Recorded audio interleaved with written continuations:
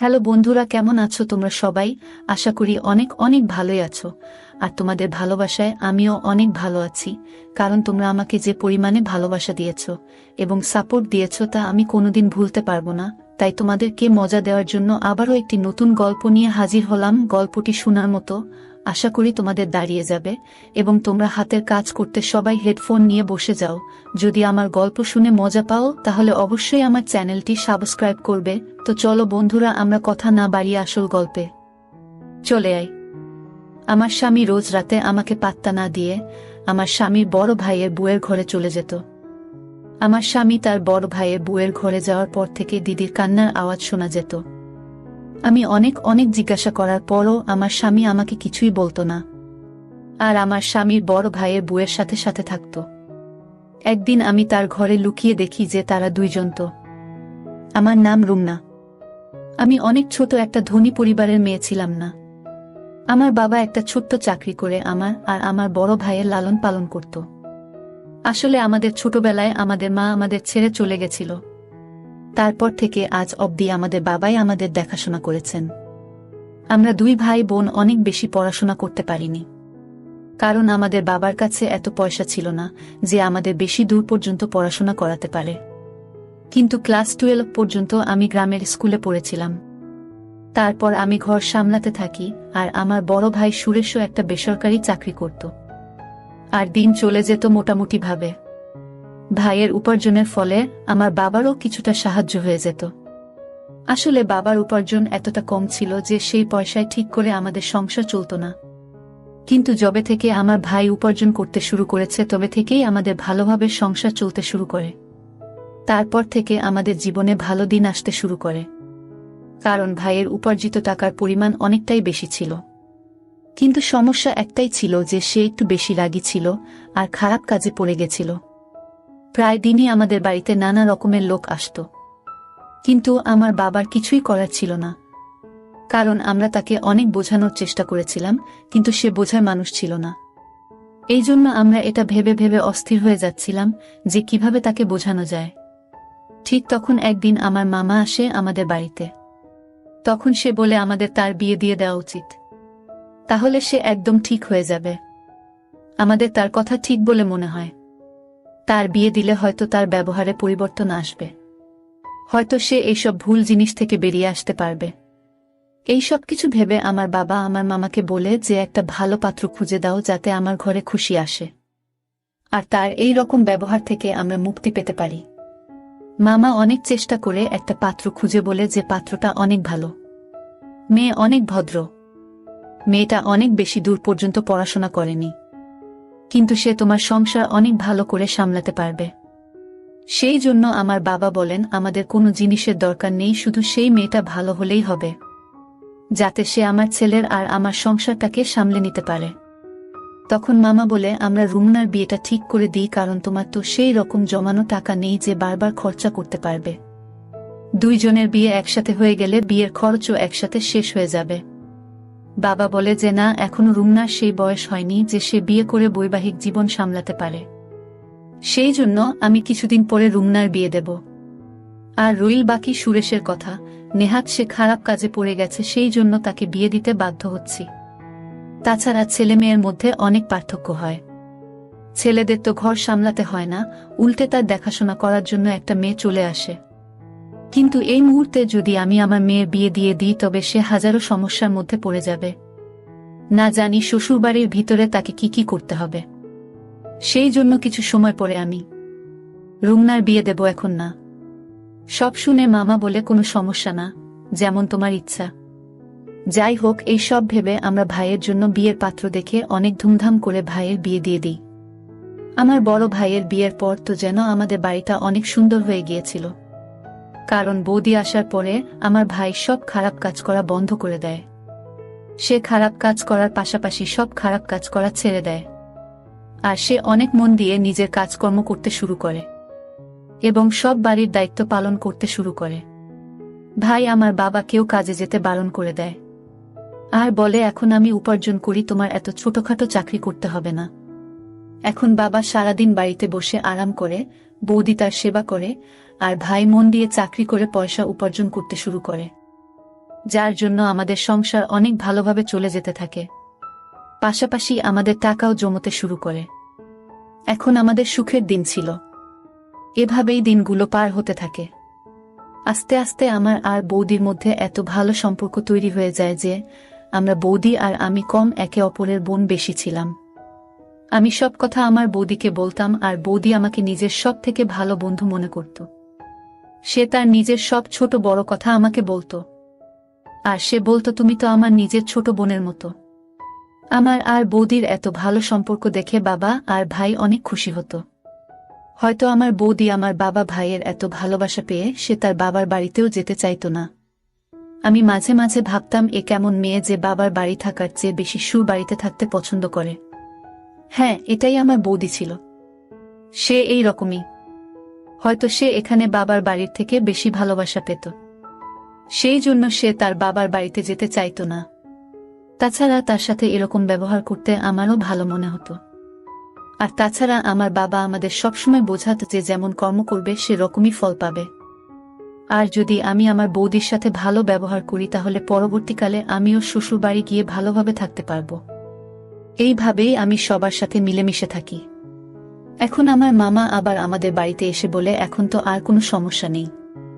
এখন তো সুরেশের বিয়ে হয়েছে, অনেক দিন হয়ে গেল।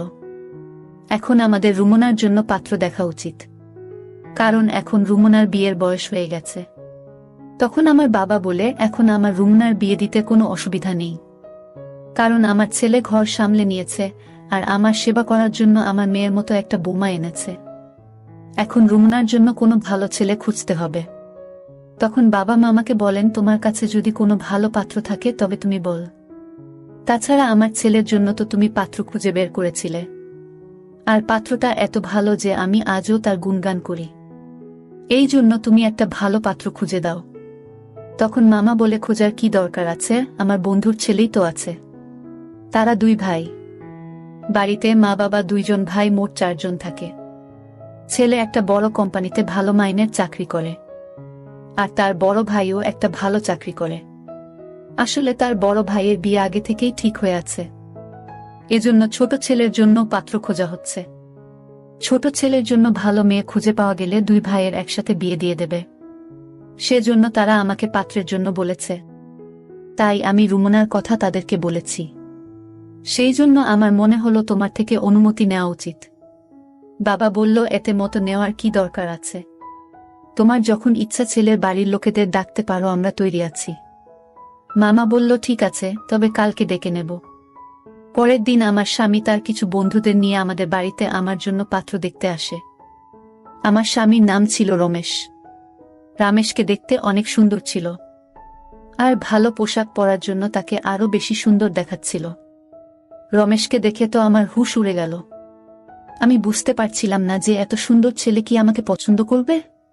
কিন্তু যখন নিজেদের মধ্যে কথা বলার জন্য আমাদের 2 জনকে একা জায়গায় ছেড়ে দেওয়া হয়, তখন রমেশের কথা আমার মন ছুঁয়ে যায়। রমেশ এত মিষ্টি করে, এত ভালো করে কথা বলছিল যে মনে মনে আমি তাকে নিজের স্বামী হিসেবে স্বীকার করে নিয়েছিলাম। আর পাশাপাশি ভগবানের কাছে প্রার্থনা করছিলাম যেন কোনো রকমে আমাদের বিয়েটা হয়ে যায়। কারণ প্রতিটা মেয়ের একটা স্বপ্ন থাকে যে তার স্বামী দেখতে সুন্দর হবে, ভদ্র হবে, আর এই সমস্ত গুণ রমেশের মধ্যে ছিল। আমি কি করে তাকে ছেড়ে দিই? তখন আমি ভাবি, যদি আমার ভাগ্যে রমেশ থাকে তো নিশ্চয়ই তার সাথে আমার বিয়ে হবে। যাই হোক, তারা আমাকে দেখে বাড়ি চলে যায়, আর কিছুদিন পরে ফোন করে বলে যে আমাকে তাদের অনেক পছন্দ হয়েছে। এইভাবেই আমাদের বিয়ে ঠিক হয়ে যায়। আমি আর রমেশ ফোনে কথা বলতে থাকি। এইভাবেই দিন পার হতে থাকে। রমেশের সাথে কথা বলতে আমার একটুও ভয় হতো না। আমি পুরোপুরি রমেশকে ভালোবেসে ফেলেছিলাম। আর এইভাবেই আমাদের বিয়ের দিন কাছে আসতে থাকে। আমাদের বাড়িতে আত্মীয়রা আসতে শুরু করে দিয়েছিল, আর আমার বড় ভাই বিয়ের দায়িত্ব অনেক ভালোভাবে সামলে নিয়েছিল। সে কোনো জিনিসের অভাব রাখেনি। এত সুন্দর পরিবেশ তৈরি করেছিল, দেখে মনে হচ্ছিল মেয়ে নয়, যেন ছেলের বিয়ে হচ্ছে। অনেক ভালো করে আমার বাবা আর আমার ভাই আমার বিয়ে দিতে চেয়েছিল। বলতো, রুমনার বিয়েতে কোনো জিনিসের অভাব যেন না হয়। বাবা বলল, আমি কখনো চাই না যে রুমনার এটা মনে হোক যে তার মা থাকলে আরো ভালো করে বিয়ে হতো। কিন্তু আমার মায়ের অভাব তো সে চেয়েও পূরণ করতে পারবে না। তবে সে আমার জন্য এত কিছু করছিল যে আমি তার ঋণ কোনোদিন শোধ করতে পারবো না। কিন্তু এত আত্মীয়দের ভিড়েও আমার মায়ের কথা অনেক বেশি করে মনে পড়ছিল। আমি কাউকে এটা বোঝাতে দিইনি, কারণ আমি চাইছিলাম না যে সবার মন খারাপ হয়ে যাক, তারা সবাই অকারণেই চিন্তিত হয়ে পড়ুক। সেজন্য আমি তাদের সামনে সবসময় হাসি খুশি থাকতাম, যাতে তারা এটা কখনো না বুঝতে পারে যে আমার মায়ের কথা অনেক মনে পড়ছে। এইভাবে বিয়ের দিন চলে এলো। আমার রমেশের এর সাথে অনেক ভালো করে বিয়ে হয়ে গেল, আর আমি নিজের বাবার বাড়ি থেকে বিদায় নিয়ে চলে গেলাম। আমি অনেক আশা নিয়ে শ্বশুর বাড়িতে যাই, আর অনেক ভালো করে আমার গৃহে প্রবেশ করানো হয়েছিল। অনেক নিয়ম পালন করার সাথে সাথে আমাকে কিছু মেয়েদের মাঝখানে বসানো হলো, যারা রমেশের গুণগান করছিল। তাদের গুণগান শুনতে আমার অনেক ভালো মনে হচ্ছে। আর তাছাড়া তার গুণগুলো ঠিক ছিল, কারণ এতদিন ধরে আমি রমেশের মধ্যে এইসব গুণগুলো দেখেছিলাম। আমি এখন শুধু অধীর আগ্রহে অপেক্ষা করছিলাম কখন রমেশের সাথে সময় পার করব। অনেক অল্প সময়ের মধ্যেই আমাকে রমেশের ঘরে বসিয়ে দেওয়া হয়, আর কিছুক্ষণের মধ্যেই রমেশ ঘরে চলে আসে। তার ঘরে আসার পরে আমরা নিজেদের মধ্যে কিছুক্ষণ কথা বলি, তারপর আমাদের নতুন জীবন শুরু করি। পরের দিন আমি ঘুম থেকে উঠে সবার জন্য খাবার তৈরি করে আমার কাজ করতে থাকি। আমি আমার বড় দিদির সাথে অনেক ভালো মিশে গিয়েছিলাম। আসলে রমেশের বিয়ের দিন তার বড় ভাইয়েরও বিয়ে হয়েছিল। আমাদের দুইজন বউকে একসাথে গৃহ প্রবেশ করানো হয়েছিল, আর আমাদের দুইজনেরই আজকে এই বাড়িতে প্রথম দিন ছিল। আমরা দুইজনে মিলে একসাথে মিষ্টি বানাই আর সবার মন জয় করে নিই। এখন আমি আমার স্বামী বড় ভাইয়ের বউকে বড় দিদির মতো মানতে শুরু করেছিলাম। আমি তার সেবাও করতাম। আমার বড় দিদিও অনেক খুশি ছিল। আমরা দুইজন বোনের মতোই থাকতাম, আর আমাদের মধ্যে অনেক ভালো সম্পর্ক তৈরি হয়ে গিয়েছিল। আমাদের এত ভালো সম্পর্ক দেখে বাড়ির লোকও অনেক খুশি ছিল। এখন দিনেশও কাজে যেতে শুরু করেছিল। এইভাবে আমাদের অনেক আনন্দে দিন পার হতে থাকে। এখন কে জানতো যে এত খুশির মাঝখানে দুঃখের এত বড় পাহাড় ভেঙে পড়বে। একটা অ্যাক্সিডেন্টে আমার স্বামীর বড় ভাই এই পৃথিবী ছেড়ে চলে যায়। আমি তো কিছুই বুঝতে পারছিলাম না যে বাড়ির লোকেদের কি করে সামলাবো, কারণ সব লোক অনেক ভেঙে পড়েছিল।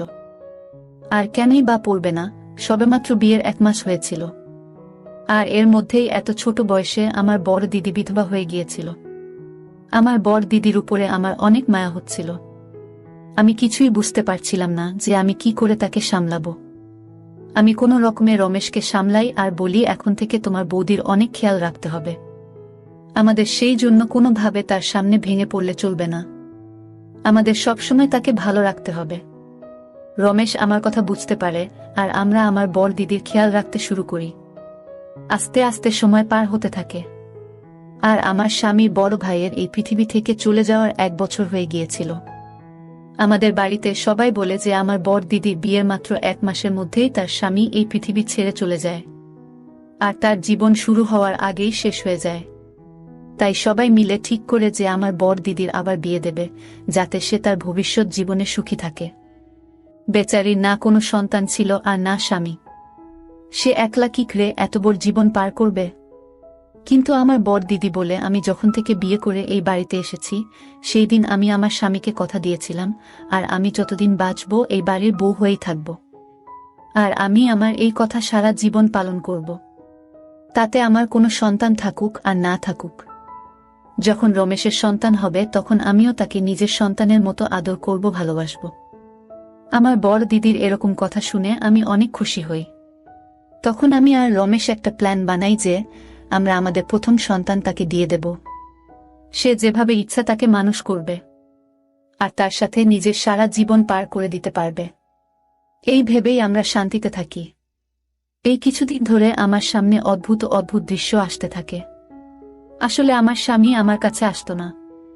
সন্ধে হতেই আমার স্বামী আমার স্বামীর বড় ভাইয়ের বউয়ের ঘরে চলে যেত, আর আমার স্বামী তার ঘরে যাওয়ার সাথে সাথে আমার স্বামীর বড় ভাইয়ের বউয়ের অনেক আওয়াজ আসত।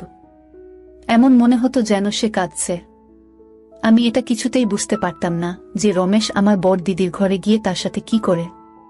আমাকে এড়িয়ে আমার স্বামী আমার বড় দিদির ঘরে যেতই বা কেন? আমি কিছুটা তো আন্দাজ করতেই পেরেছিলাম যে কি হতে পারে। অফিস থেকে ফিরেই সে বড় দিদির ঘরে চলে যেত, আর সারা রাত তার ঘরেই থাকত। আমি যখনই এই ব্যাপারে রমেশের সাথে কোনো কথা বলার চেষ্টা করতাম তখনই রমেশ এড়িয়ে যেত। এখন আমার মধ্যে অন্য রকম চিন্তা আসতে থাকে যে আসলে হচ্ছেটা কি। রমেশ তার বৌদির ঘরে এমন কি করে, আর রমেশের যাওয়ার পর আমার বর দিদি এত আওয়াজ কেন করে? আমি চেয়েও কিছু বুঝতে পারতাম না। আমি এই ব্যাপারে আমার বর দিদিকে ও কেউ জিজ্ঞাসা করি, কিন্তু সেও কিছু বলে না। আমি বুঝতে পারছিলাম না যে আমি কি করে এদের রহস্য জানতে পারব। আমার এখন সন্দেহ হতে শুরু করে যে নিশ্চয়ই তাদের মধ্যে কিছু একটা চলছে। তা না হলে রমেশ আমাকে কেন এড়িয়ে আমার স্বামীর বড় ভাইয়ের বউয়ের ঘরে যাবে? যদি এমন কিছুই হয়ে থাকে তবে রমেশের উচিত আমার সাথে এসে কথা বলা। কিন্তু রমেশ আমাকে কোনো কিছু বলতে চাইছিল না। তার জন্য আমি একদিন ভাবলাম যে আমি ঘরের মধ্যে লুকিয়ে যাই, যাতে জানতে পারি আসল রহস্যটা কি। তাহলে কোনটা সত্যি আর কোনটা মিথ্যে প্রমাণ হয়ে যাবে।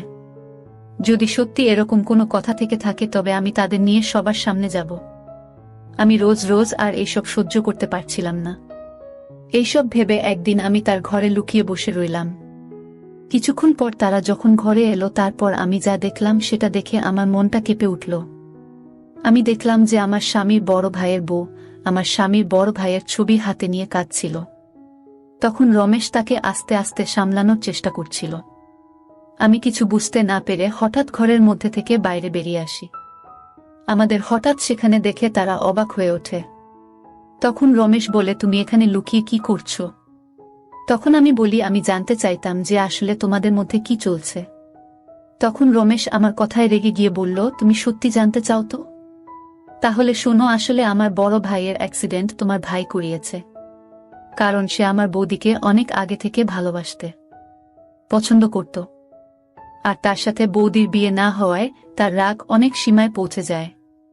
আর যখন আমার বড় ভাইয়ের সাথে বৌদির বিয়ে হলো তখন তোমার ভাই আমার বড় ভাইয়ের অ্যাক্সিডেন্ট করিয়ে দেয়, আর প্রতিদিন আমার বৌদিকে বিরক্ত করতে শুরু করে। যখন রমেশ আমার ভাইয়ের করা সব অন্যায়ের কথা বলে সেগুলো শুনে তো আমি বিশ্বাসই করতে পারছিলাম না। আমি অনেক ভেঙে গিয়েছিলাম। রমেশ আমাকে সামলে বলে, আমরা তোমাকে এই জন্য বলিনি যাতে তুমি কোনো রকম কষ্ট না পাও। আমরা এটা আগে থেকেই জানতাম। আমি রোজ রাতে ওই জন্য বৌদিকে বোঝাতে আসতাম যে কোনোভাবে যেন রুমনা এইসব কথা না জানতে পারে। আর এই ব্যাপারটাকে আমরা যে কোনোভাবে মিটিয়ে নিতে চাইতাম। আমরা চাইতাম যে তোমার ভাই নিজে থেকে বুঝতে পারে, কারণ দুই পরিবারের সম্পর্ক আমি কোনোভাবেই নষ্ট হতে দিতে চাইতাম না। রাগ আমারও হতো, সে আমার বড় ভাইকে শেষ করে ফেলেছিল। কিন্তু আমি তোমার মুখের দিকে তাকিয়ে কোনো কথা বলিনি। যখন এইসব কথা আমার সামনে এলো তখন আমার মনটা কেঁপে উঠল। আমি চেয়েও আমার চোখের পানি আটকাতে পারিনি। আমি তো ভেবেছিলাম যে আমার ভাই ঠিক হয়ে গেছে, কিন্তু সে তো এত বড় কাজ ঘটিয়ে ফেলেছিল।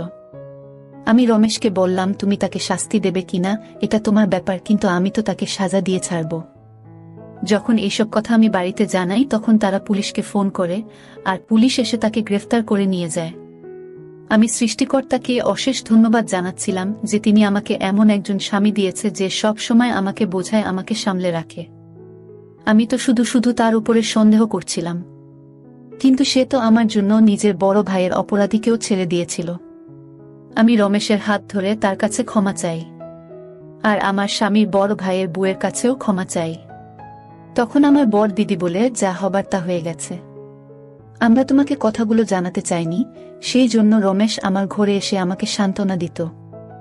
আমরা চাইছিলাম না যে তোমার কোনো সমস্যা হোক, কারণ যখন তুমি জানবে যে এসবের পিছনে তোমার ভাইয়ের হাত আছে তখন তুমি অনেক দুঃখ পাবে। এটা আমরা অনেক ভালো করেই জানতাম। আমি আমার স্বামীর বড় ভাইয়ের বুকে ধরে কাঁদতে থাকি। তখন রমেশ বলে, তুমি ঘাবড়ে যেও না। আমি রমেশের দিকে তাকিয়ে ভাবতে থাকি, এত ভালো স্বামী যে আমাকে সবসময় সমস্যা থেকে বাঁচায়, আর আমি কি করে তাকে সন্দেহ করলাম। এখন আমার নিজের উপরও লজ্জা পাই। আর আমি রমেশ আর আমার স্বামীর বড় ভাইয়ের বউয়ের চোখের দিকেও তাকাতে পারছিলাম না লজ্জায়। বন্ধুরা, আজকের ভিডিওটা এখানেই শেষ করলাম। অনেক কষ্ট করে ভিডিওটি আপনাদের জন্য বানিয়েছি। যদি ভিডিওটি আপনাদের ভালো লেগে থাকে তাহলে একটা লাইক করবেন এবং চ্যানেলটি অবশ্যই সাবস্ক্রাইব করবেন। এই আশা ব্যক্ত রেখে আপনাদের কাছ থেকে বিদায় নিচ্ছি আমি। দেখা হবে আগামীকালের নতুন কোনো ভিডিওতে। সে পর্যন্ত সবাই ভালো থাকুন, সুস্থ থাকুন। ধন্যবাদ।